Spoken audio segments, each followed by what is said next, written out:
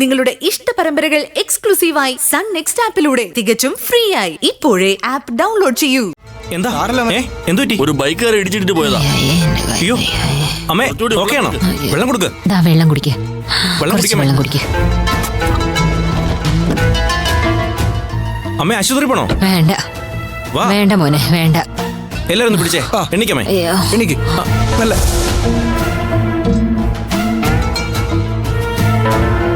വേറെന്തെങ്കിലും കുഴപ്പമുണ്ടോ? കുഴപ്പം ഇപ്പൊ ഇല്ല. കാലിന് കുറച്ച് വേദനയുണ്ട്. വേദന ഉണ്ടല്ലേ? കാലിന് നീട്ടിക്കേ.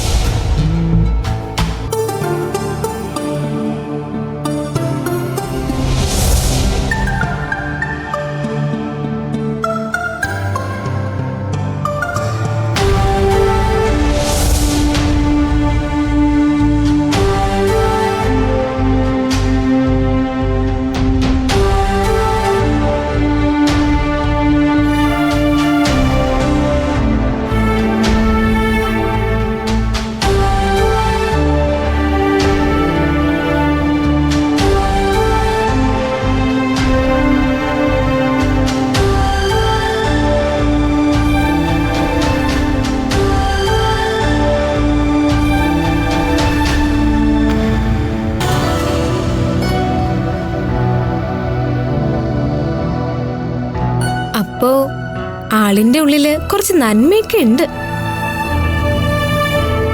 എന്തു പറ്റിയതാ? ഏതോ ബൈക്കാരൻ തട്ടിട്ട് പോയതാ. പാവം, ഏതോ പാവപ്പെട്ട വീട്ടിൽ അമ്മച്ചാന്ന് തോന്നുന്നു. എന്തായാലും ഹോസ്പിറ്റലിൽ കൊണ്ടുപോയിട്ടുണ്ട്. താൻ വാ.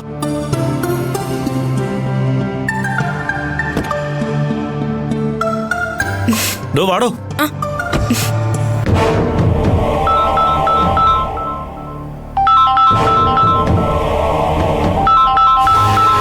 ഇവളെന്തിനാ ഇപ്പോൾ വിളിക്കുന്നത്? അവിടെ എന്തെങ്കിലും കുഴപ്പമുണ്ടായോ? ഹലോ ഗിരിജ, എന്താ അവിടെ എന്തെങ്കിലും പ്രശ്നമുണ്ടോ? ഇവിടെ പ്രശ്നമല്ലല്ലോ, ആഘോഷം നടക്കല്ലേ. ആഘോഷോ?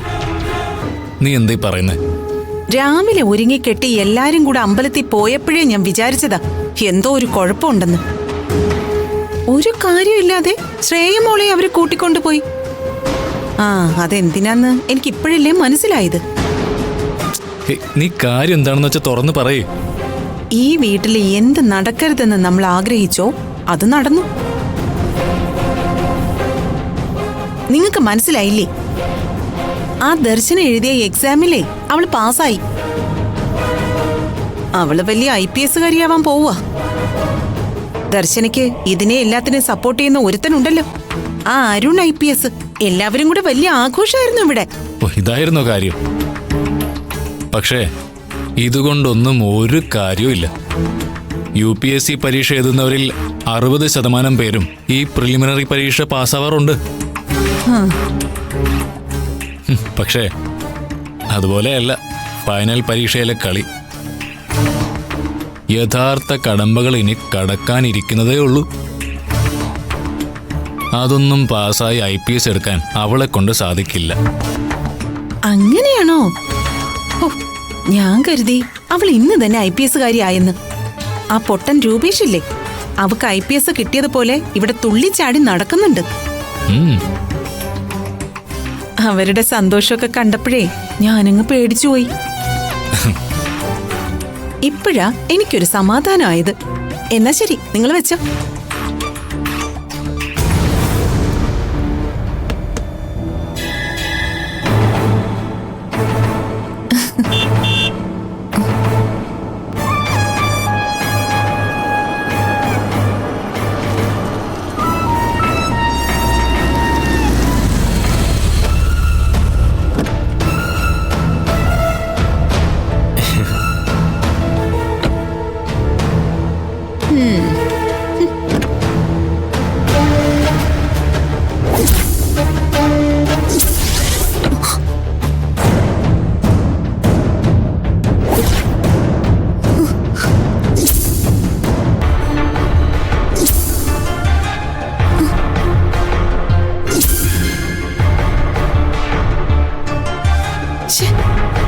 ഇവളെന്തിനാ ഇവന്റെ കൂടെ കാറി കയറി വന്നത്? ഇപ്പൊ തന്നെ ഇത് പവിയേട്ടനെ വിളിച്ച് പറയാം. ഇതെങ്ങനെ വെറുതെ വിട്ടാ പറ്റില്ലല്ലോ.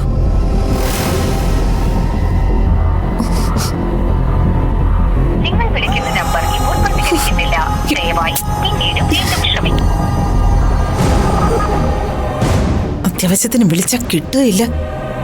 നിങ്ങൾ വിളിക്കുന്ന നമ്പർ ഇപ്പോൾ പ്രതികരിക്കുന്നില്ല. ദയവായി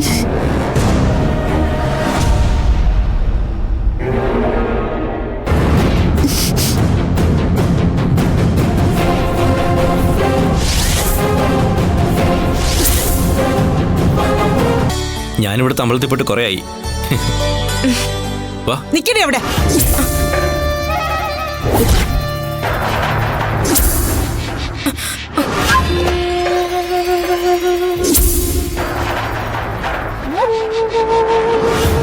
ഡേ, നീ എന്തിനാണ് ഈ ആവാസന്റെ കൂടെ കാറി കയറി വന്നത്? അമ്മ ഞാനൊന്ന് പറയട്ടെ. ആന്റി എന്തിനാ ഈ ദേഷ്യപ്പെടുന്നേ?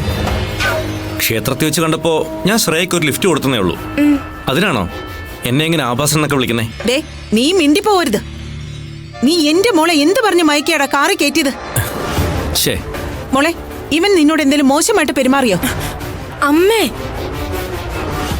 എടി നിന്നോടാ ചോദിച്ചേ, ഈ ആഭാസൻ എന്തെങ്കിലും മോശമായി നിന്നോട് പെരുമാറിയോന്ന്? എന്റെ അമ്മേ. ദേ ഗിരിജെ, അനാവശ്യം പറയരുത്. എന്റെ മോൻ ഇവൾക്കൊരു ലിഫ്റ്റ് കൊടുത്തയാണോ ഇത്ര തെറ്റായി പോയത്? അതിനാണ് ഇവനെ ഇങ്ങനെ ആഭാസൻ എന്ന് വിളിച്ച് അധിക്ഷേപിക്കുന്നത്. ഇല്ലടി, ഇവനെ ആഭാസൻ എന്ന് വിളിക്കാതെ ഞാൻ മഹാരാജാവേ എന്ന് വിളിക്കാം. എടി, നിന്നോട് ഇവൻ എന്താടി പറഞ്ഞത്? പറയടി. ആന്റി. ഡേ, ഡാ, നീ എന്റെ മോളോട് എന്ത് അനാവശ്യ പറഞ്ഞേ?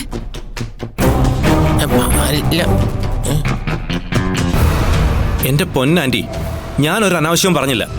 ആന്റിക്ക് എന്തെങ്കിലും സംശയം ഉണ്ടെങ്കിൽ ശ്രേയോട് ചോദിച്ചു നോക്ക്. എന്റെ മോളോട് നീ എന്തെങ്കിലും വൃത്തികേട് പറഞ്ഞു എന്ന് ഞാൻ അറിഞ്ഞ നിന്നെ ഞാൻ വെച്ചേക്കില്ല. പറഞ്ഞേക്കാം. നിനക്കെന്താ പോയ ഭ്രാന്ത് തിരിച്ചു വന്നോ?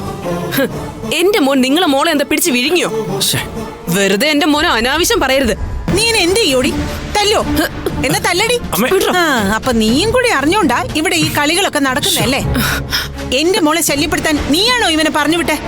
എന്റെ മോൻ തിരിച്ചു വരുന്നു കേട്ട അന്ന് മുതൽ തുടങ്ങിയതാ നിങ്ങൾക്ക് ഇവനോടുള്ള ദേഷ്യം. ഇവനും ഈ മരുവത്തൂർ വീട്ടിലുള്ളത് തന്നെയാ. വെറുതെ എന്റെ മോനോട് മെക്കിട്ട് കയറാൻ വന്നാലുണ്ടല്ലോ, ഈ ഞാൻ ആരാന്ന് നിങ്ങൾ അറിയും. അമ്മയൊന്ന് മാറുന്നു. അമ്മയൊന്നും മിണ്ടായിരിക്കുന്നുണ്ടോ? എന്നെ ആഭാസം എന്ന് വിളിച്ച ഗിരിജാന്റി അല്ലേ? എനിക്കതിനൊരു പരാതിയില്ല. ഇനി ഇതിന്റെ പേര് നിങ്ങൾ രണ്ടും കൂടെ നിന്ന് വഴക്കൂടണ്ട. ഇവൻ നീ ഇങ്ങോട്ട് മാറി നിക്കടാ. ഇവരോട് രണ്ട് വർത്തമാനം പറഞ്ഞിട്ട് എന്റെ ബാക്കി കാര്യം. അമ്മ ഇനി ഒന്നും പറയണ്ട. എനിക്ക് ആന്റിയോട് ഒരു ദേഷ്യമില്ലെന്ന് പറഞ്ഞില്ലേ? ആന്റി ഒന്ന് പോയേ. ഇനി എന്റെ പേരിൽ ഇവിടെ ഒരു വഴക്കുണ്ടാക്കണ്ട. ഞാനും ശ്രേയൻ തമ്മിൽ ഒരു പ്രശ്നമില്ല. പിന്നെ നിങ്ങൾ എന്തിനാ വെറുതെ വഴക്ക് കൂടുന്നേ? എന്റെ കുഞ്ഞിനോട് ഞാനൊന്ന് ചോദിക്കട്ടെ. നീ എന്തെങ്കിലും മോശമായി അവളോട് പറഞ്ഞു എന്ന് ഞാൻ അറിഞ്ഞ പിന്നെ നിന്റെ അവസാനമായിരിക്കും. പിന്നെ എന്റെ മോനെ നീ ഒരു ചുക്കും ചെയ്യില്ല. അങ്ങനെ വല്ല വിചാരവും നിന്റെ മനസ്സിലുണ്ടെങ്കിലേ അതങ്ങ് മാറ്റി വെച്ചേക്ക്. ഇനി എന്റെ മോന്റെ നേരെ വന്നാലുണ്ടല്ലോ ഇനി ഇടപെടാം. നമുക്ക് കാണാം. കാണാടി. ശരി. നിങ്ങൾ എന്താ ഇവിടെ കാണിച്ചോണ്ടിരിക്കുന്നേ? എന്തിനാ ഇങ്ങനെ വഴക്കിടുന്നേ? ആന്റി ഒന്ന് പോയേ. നീ എന്നോട് പോകാൻ പറയാതെ ഇവളോട് പോകാൻ പറ. രണ്ടുപേരോടും കൂടിയാ പറയുന്നത്. ഇല്ലെങ്കിൽ ഞാൻ ഇപ്പൊ അമ്മയെ വിളിക്കും. ഇനി രണ്ടുപേരും തമ്മിൽ ഒരു അക്ഷരം മിണ്ടി പോരുത്. നിഖിലേ, നീ ആന്റിയെ വിളിച്ചോണ്ട് പോയേ. അമ്മ ഇങ്ങോട്ട് വന്നേ. വരാനല്ലേ പറഞ്ഞേ? നിനക്ക് ഞാൻ കാണിച്ചു തരാം. കാണാം. എന്താ ആന്റി പ്രശ്നം? എന്തിനാ ഇങ്ങനെ നടന്ന് വഴക്കുണ്ടാക്കുന്നേ? നാണക്കേടല്ലേ അത്? എന്റെ മോളെ കാറി കയറ്റി കൊണ്ടുവരാൻ അവൻ ആരാ? അവൻ പണ്ട് എന്റെ മോളെ കുറെ ദ്രോഹിച്ചതാ. ഇനി അത് ആവർത്തിക്കാൻ സമ്മതിക്കില്ല ഞാൻ.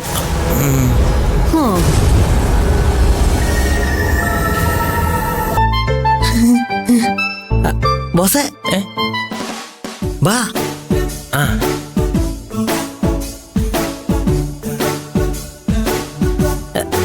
അത് ശരി. അപ്പൊ കാര്യങ്ങളൊക്കെ വർക്കൗട്ടായി വരുന്നുണ്ട്.